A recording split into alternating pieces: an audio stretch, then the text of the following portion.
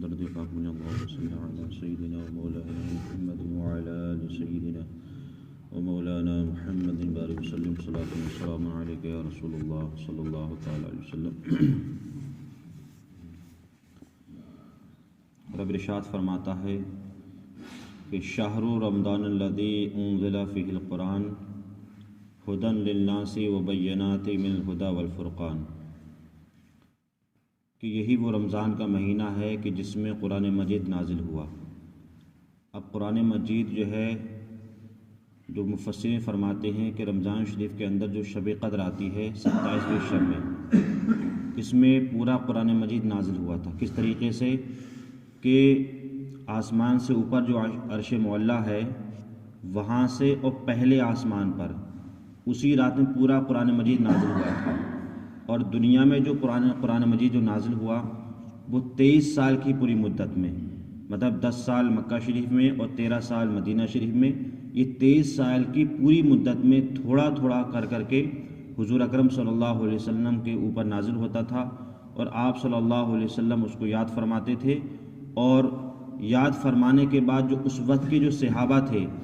وہ لکھا کرتے تھے۔ روایت میں آتا کہ بعض صحابہ اس کو چمڑے پر لکھتے تھے، کچھ لوگ پتھروں پر لکھتے تھے، کچھ لوگ اس کو یاد کرتے تھے۔ تو اس طریقے سے قرآن مجید جو ہے وہ شب قدر میں تو ایک بار نازل ہوا،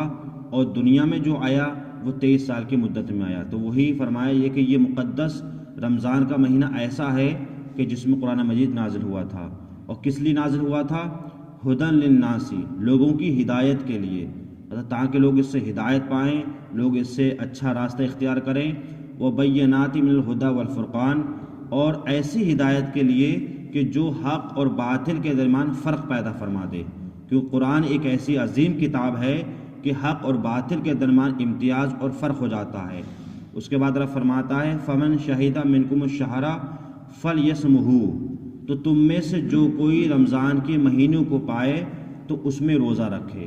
مطلب رمضان کا روزہ جو فرض ہوتا ہے وہ اسی مہینے میں فرض ہوتا ہے، پہلے 11 مہینے فرض نہیں ہوتا۔ تو جو انسان رمضان کے مہینے کو پائے اس میں کیا رکھے؟ وہ روزہ رکھے۔ اور آگے فرمایا گیا کہ ومن کان مریضا او علی سفر فعدۃ من ایام اخری، اگر کوئی شخص رمضان کی حالت میں یا روزے کی حالت میں اگر وہ مریض ہو جائے یا کہیں وہ سفر پر چلا جائے تو وہ اتنے دن کو گن لے۔ مثال کے طور پر کسی شخص نے رمضان کے اندر کوئی انسان 8 دن بیمار رہا، اور وہ ایسا بیمار رہا کہ وہ روزہ نہیں رکھ سکتا ہے،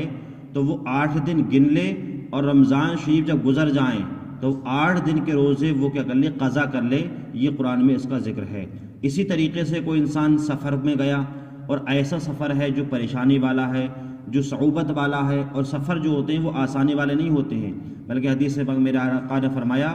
السفر کالسقر، سفر جو ہے وہ مشکلات سے بھرا ہوا ہوتا ہے۔ انسان جب اپنے گھر سے نکل جاتا ہے، نہ اس کے کھانے کا پتہ رہتا ہے، نہ اس کے پینے کا پتہ رہتا ہے، کب اس کو سواری ملے گی، کب وہ پہنچے گا، تو گویا کہ پورا جو سفر ہوتا ہے وہ مشکلات سے گھرا ہوا ہوتا ہے۔ اس لیے شریعت نے روزہ نہ رکھنے کی اس کو اجازت دی ہے، لیکن شریعت نے یہ کہا ہے کہ جتنے دن وہ سفر کر رہا ہے اتنے دن کو وہ گن لے، اور جب سفر سے واپس آئے اور رمضان کا مہینہ جب گزر جائے تو وہ اتنے دن کے روزے رکھ لے۔ لیکن سفر سے مراد یہ ہے کہ سفر شرعی ہونا چاہیے، کہ 92 کلومیٹر یا اس سے زیادہ کا سفر ہونا چاہیے۔ یہ نہیں کہ ہم قریب 92 کلومیٹر سے پہلے چلے گئے تو ہم سفر مانا جائے گا۔ 92 کلومیٹر سے زیادہ کا اگر آپ سفر کریں گے تو وہ سفر شرعی کہلاتا ہے۔ اس کے بعد رب فرماتا ہے